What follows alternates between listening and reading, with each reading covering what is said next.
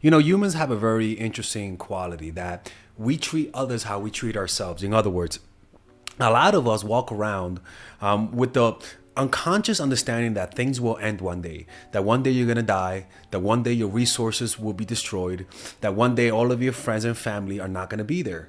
And so we walk around with a delusion that that will never happen. We walk around with endless time, thinking that we're gonna have time forever to reach our goals. We think we're gonna have unlimited energy, right? And so we walk around with a mindset thinking that we could do anything without any limitations. And what does that do? That causes us to waste time, to waste resources, to waste relationships because we think we're gonna have another one, the next one. We waste our time, and so we really never really achieve our goals because we never have that sense of urgency. And so we extend that psychological grandiose way of looking at the world, and we treat our partners that way. Like I said, we treat others how we treat ourselves. So what do? We deny them of the reality that one day you're gonna leave. We deny them of the reality that you're not there unconditionally. We deny them of the reality that I am somebody worthy to be worked for. But because we are so afraid of offending, but because we have so much empathy, we have the ay bendito, I don't want to hurt them, I don't want to offend them, that we hide that reality. So what does that do? Just like it has that same psychological effect on us, it'll have on them. They're going to start to take you for granted because you're giving them the delusion that you're always going to be there no matter what. You must walk around, just like in life, you must walk around with the fear that one day things will end. This tension causes you to ground yourself in reality and to see things as they really are without the delusion. And this reality is that one day if they fuck up hard enough, you can leave. Jesus Christ. But we pamper our partners and give them the illusion that we will always be there. They become entitled and lose that fear of losing you. They get grandiose. As children, we had that sense of power with our parents. But as we grew up, our parents stopped giving us food. For example, children really do think, like little babies, dumb little babies, they really do think that the mother's breast is an extension of their bodies, right? And so they have this sense of grandiose where they just scream and food gets there. They scream and all of a sudden a magical hand makes them feel good. And they internalize that sense of grandeur until the mother stops feeding them. And then all of a sudden they have a sense of helplessness. They have a sense of weakness.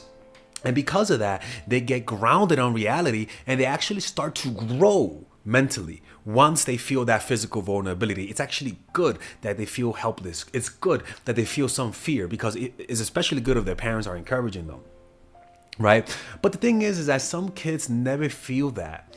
They never really feel that sense of inferiority, that fear, that needing to fit in with the group because of their parents give them the illusion that they could do that there's nothing wrong that they could do.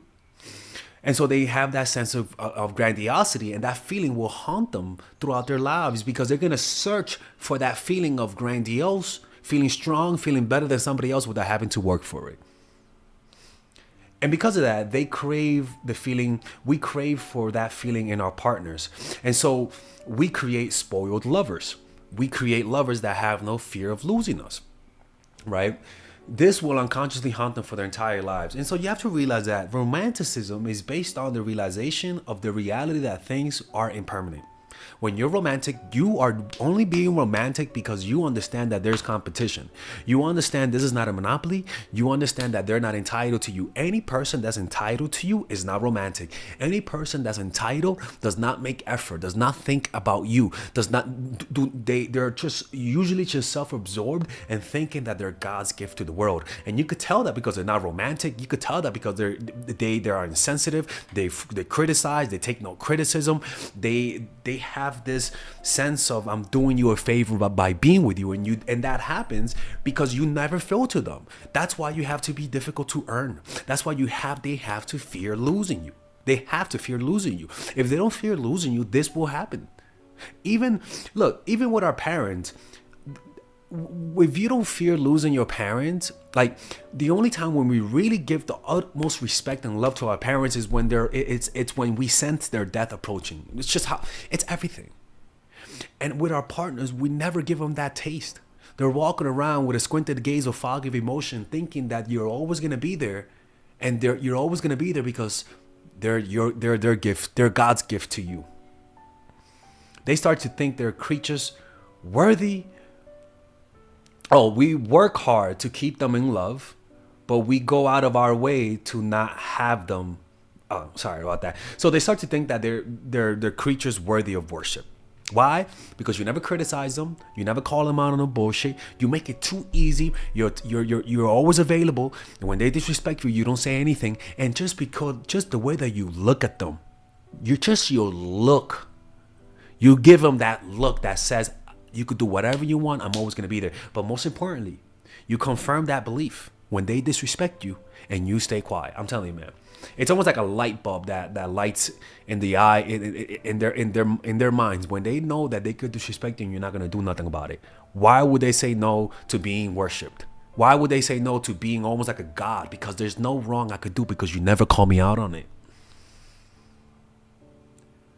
And so because of that, they start to feel like they're creatures of worship, that they could do no wrong, and we make them feel this because we pamper them too much.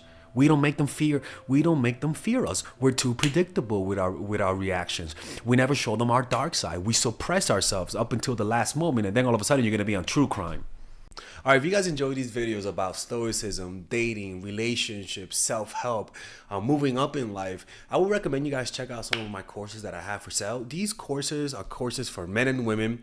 For example, Nice Girl, Nice Guy is a course about how to become more assertive. Natural Chemistry is a course for women that I have on how to develop strong relationships. Dark Game is a controversial course that I have for guys on how to attract women in their life and keep it. It's not as dark as it seems, but we do talk about some dark psychology in here. Psychological Game of Attraction is a course that we made for women who are single.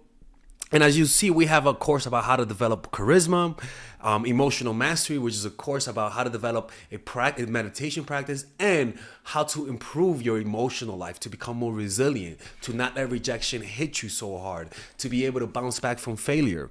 I have a course called Nice Guy, which is a course for guys who are single and guys who want to be able to develop more assertiveness training, right?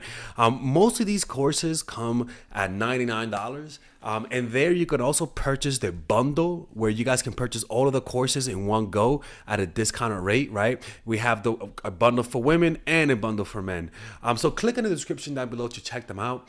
You could browse around and see the courses that you like. And if you don't like them, you guys can ask for a 30-day money-back guarantee, and I'll give you guys the money back, okay? And in fact, we actually have a new one for women right now we're developing. It's called The Feminine Woman. So if you're a woman watching, this course is specifically to help women become more feminine, to embrace their feminine while embracing their masculine energy. And I'm actually going to make a course for that, like that for men, which is called The Masculine Man, which is a course on how to develop masculinity and develop masculine energy, to attract women in your life, to attract business success in your life, to be able to be better socializing, to read people better. It's truly an all-around course. So if you guys want to check out those courses, click on the description down below where it says purchase the courses, and I'll see you guys inside. Bye-bye.